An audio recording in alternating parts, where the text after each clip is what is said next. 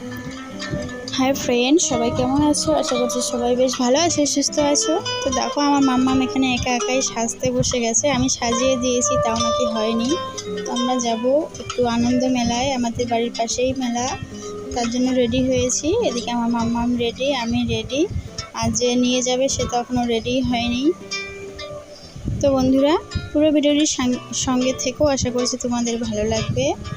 মেলাতে যাব কি কি করব না করব তোমাদের সঙ্গে শেয়ার করব, সাথে থেকো দেখতে থেকো।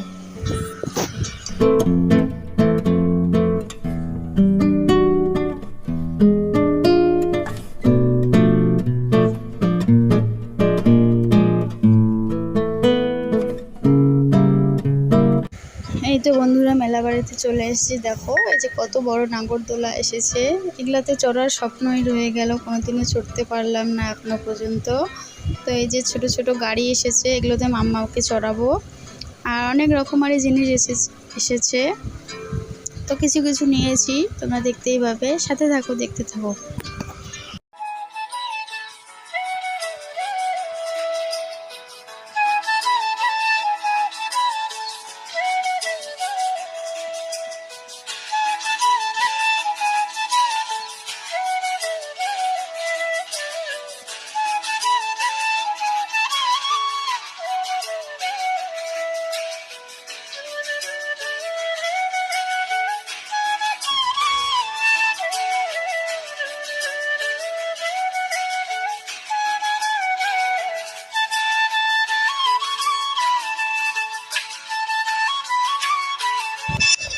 দেখো বন্ধুরা এবারে হোটেলে ঢুকেছি, এখানে কিছু খাবো।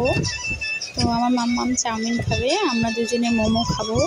তো এখানে খেতে খেতে একটা কাণ্ড হয়ে গিয়েছে, যে হোটেলে কাজ করে একটা ছেলে বাসন মাজে, দেখে খুবই মায়া লাগতেছে, তাকে ধরে কিভাবে থাপ্পড় মারলো মহিলাটি। তো কাজ নাকি ভালো করে নেই, তার জন্য এটা একদমই উচিত না বন্ধুরা। তো বন্ধুরা এই যে আমরা খাবার নিয়ে নিয়েছি। দেখো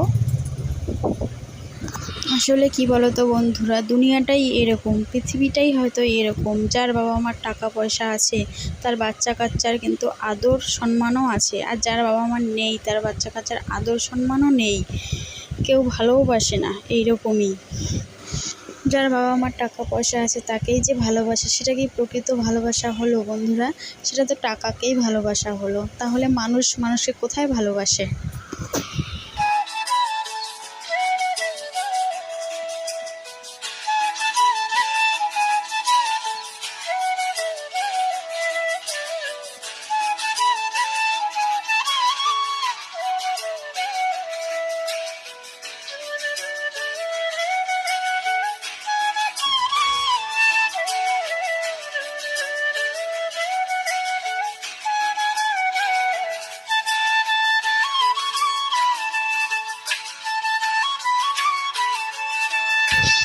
পরের দিন সকালবেলা বন্ধুরা রান্নাবান্না করতেছি। তো আজকের এই ছোট্ট ব্লগ ভিডিওটি সব মিলিয়ে তোমাদের কেমন লেগেছে অবশ্যই একটু সুন্দর কমেন্ট করে বলে যেও, আর এরকম ভিডিও পেতে হলে প্লিজ পাশে থেকে যেও।